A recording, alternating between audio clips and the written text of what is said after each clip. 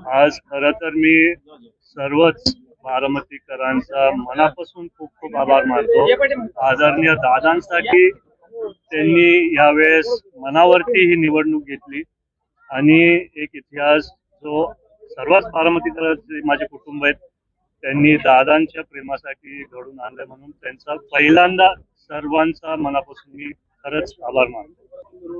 वहिनींनी नुसतं नाही, आम्हाला सगळ्यांची भावना अशी आहे की सारखं आम्ही बोलत आलोय की दादांच्या बिना कधीच वाटलं नव्हतं एका निवडणुकीसाठी आम्हाला समोर जायला लागेल, पण तसं नियतीमुळे झालं. आणि 2 दिवसापूर्वी भोर तालुक्यात पण एकदम वाईट घटना घडली आहे त्या चिमुकलीच्या संदर्भात.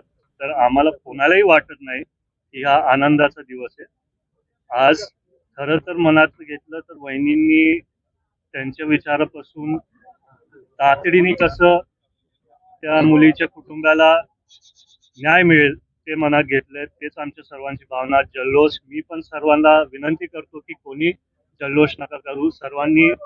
सर्वांनीच एकत्रित कष्ट घेतलेत. आमचे पोलिंग एजंट्स असू द्या, पक्षातले सगळे कार्यकर्ते असू द्या, सर्वच मतदारांना सर्वांचंच मी मनापासून आभार मानतो.